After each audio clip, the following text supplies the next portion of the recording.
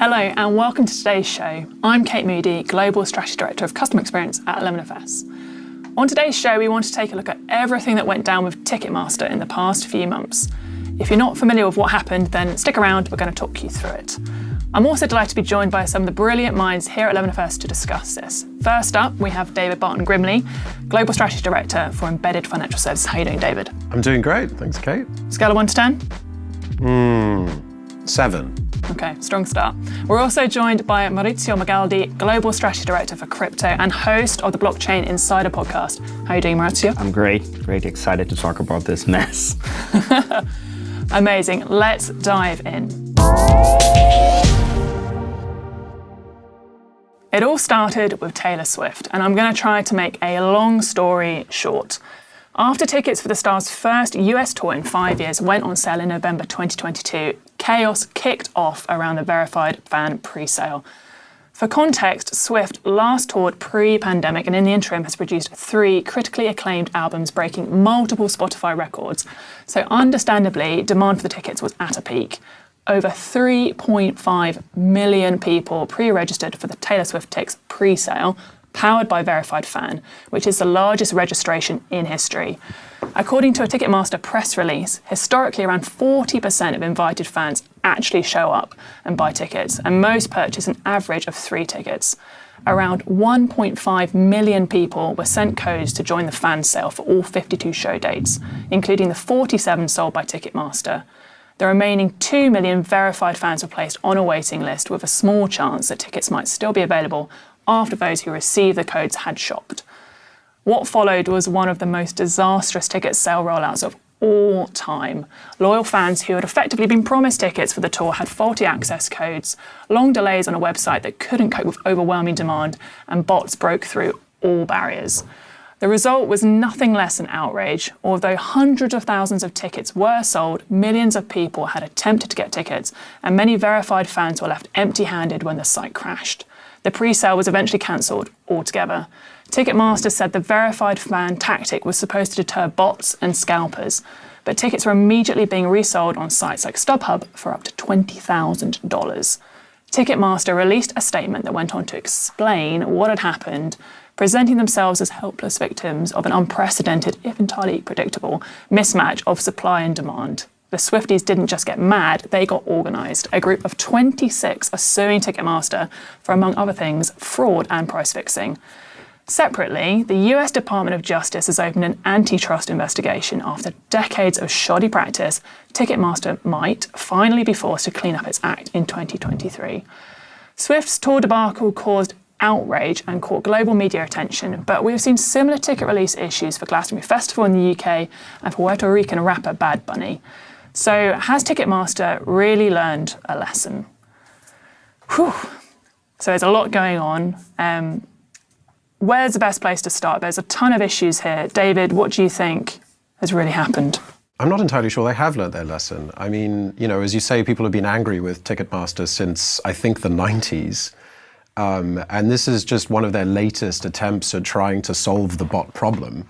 And there's a lot of chat online as to whether they're even incentivized to solve the bot problem. But let's park that. What it looks like they're doing here is they've created a system to try and solve failings with their core system, which is verifying real, genuine fans, only to have that system then fail, without addressing the actual core problem, which is identity verification, stopping fraud, and actually sanctioning people running these bots on the system itself. Maurício, what do you reckon? I think, you don't want to get in the way with the Swifties, right? That's a big problem to have. And if there's any contingent of fans that could actually stand up to a mogul, a monopoly like Ticketmaster, is the Swifties, right? But that aside, I think there are several layers of the problem. I think one is incentives, because economically, the more you sell, the faster you sell, then there is obviously, you've achieved break even and then your target profit. Then it's easier for you to say, well, it's not my problem. The tickets were sold. Everyone now go find, a website, a secondary market.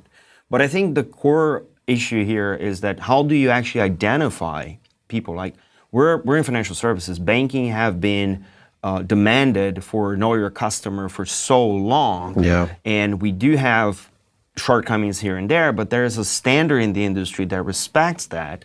And that is ideally where I think these things should kind of end up. How do you really know? And there are many ways to do that. How do you really know that a fan is a fan, and that is that fan that is actually buying the 1, 2, 3 tickets that they're entitled to when those things happen? There's obviously security flaws, there's obviously performance flaws, but I think the bigger underlying issue is who are you that's buying that, and are you buying on the if the bottleneck is performance? How do you manage the windows for those purchases if you don't know who's buying? So I think these are some of the things that transpired, but I think in a higher end of things, the incentives are just not there. David, one of the other issues that fans encountered was sort of timeouts of payments, right? So there were setups in place so that if you didn't complete your transaction in a certain amount of time, you lost your tickets. What's your view on that? Is that a fair tactic for them to take, or is it excluding certain fans from the ticket process? I think it would be excluding certain fans from the ticket process. I think that also there are other ways that you should be allowing people to make payments. I think if you look at what the bots are actually doing is they're using credit and debit cards, virtual cards that are super easy to spin up, preloading them with money and then just spamming the system. Whereas people won't be able to do that, right? They'll have to manage their own finances. So I think there are other types of payment methods that could actually help to solve that problem. That's what I would say. In that particular scenario, what you're actually incentivizing is high-performance applications, because if you're compressing time, then the window for you to actually go around and click and choose and then proceed to pay and check out as a human will never be as fast as a bot, yeah. Right? So what you're actually incentivizing is, like we do in financial services, again, the same parallel, high-performance trading, high-speed trading, high-frequency trading. You have bots that are even physically closer to exchanges, so the latency is reduced, so you get more of that edge front-running the market. This is exactly what a window like this would force you to do, is to be much more capable of dealing with automation at scale to actually front-run a human being. So apparently that is what this type of device with the timing would force you to do if you want to actually grab that. But if you're in an organization that's actually going for the tickets for piling up secondary market later, you have that kind of firepower. The Swifties might not have that. Are you guys fans of like the queue system, or are you more advocates of the sort of jackpot lottery scenario that some people, I'm a Glastonbury fan, I've bought Glastonbury tickets, lots of people say that Glastonbury should have a lottery to allocate tickets rather than a queue. Like, is there a better way? Is there a solution? I think the better way is to authenticate that a person is a person, really. And then how you do that, whether it's a queue or whether it's a lottery, you as a customer need to feel like you have a chance of this actually working and not constantly failing, is what happens with Ticketmaster, partially because it acts as a monopoly and they are not incentivized to change the way that things run at the moment at all. Yeah, I'm not a fan of lottery because, luck, is a weird thing to kind of get in the way, especially if you're a fan and you're like always frustrated you never get selected. It's kind of piles up in the whole overall fan experience. I really think that IDing, like there's a bunch of fan clubs that are very well organized, that they could start doing like some form of credentialing and pooling together some of those fans in regions or whatever demographic group you want to use to actually separate and make things smoother for them. I think there are other ways to actually use data in favor of selecting the fans. Not every method is going to be really fair or democratic, but I think if you have that amount of people that are interested in actually going and doing it, I think you can use pre-existing social constructs like fan clubs to actually go and build something that is closer to the fans. Because remember, this is an intermediary between the artist and the fan base. And now everyone now has to pay a toll to get access to the artist, which then is not great to the artist because I'm pretty sure it was expensive for Taylor to go through all of this mess, and it was frustrating to the fans as well. So there are ways to disintermediate such construct in ways that are closer to the fans and closer to the artist that I think would work much better.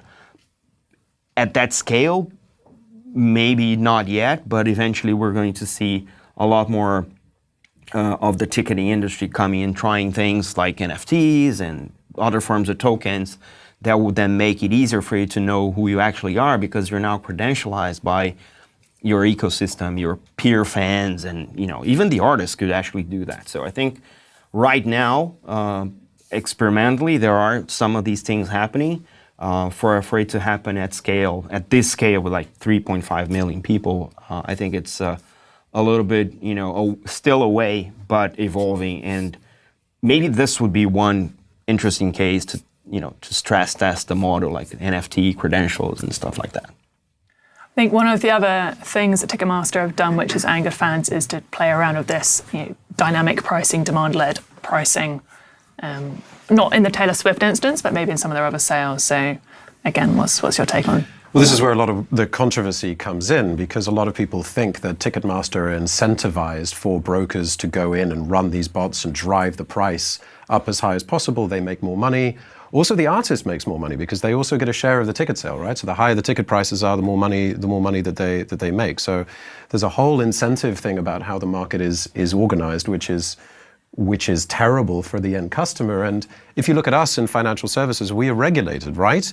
So in financial services, you cannot do this for the customer. You have a duty of care to provide customer service and transparency for how your pricing is actually done. And I think this is a much bigger issue in the e-commerce industry as a whole with dynamic pricing. You see this in the travel industry, you see this with hotels, you see this with e-commerce sites. And the people who are working in Ticketmaster are going to be thinking about optimizing for conversion. They're going to be thinking about how to get that pricing so you're going to be hitting the maximum profitability, as opposed to having a fair and just outcome for the customer.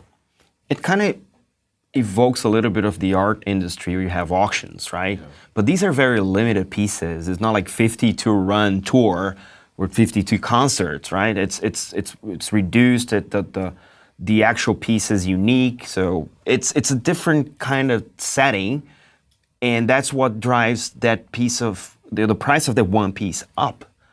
Why would you do that with 3.5 million potential buyers, right? So instead of selling to 3.5, you sold to maybe 1.5, and then you're creating a secondary market on top of that maybe even Ticketmaster won't have access to that secondary edge. The artists certainly won't. So even though at the primary sale, you might have dynamic pricing and the pricing spiking up, and then obviously the bots snagging all of the tickets, on the secondary market, the artist doesn't see that.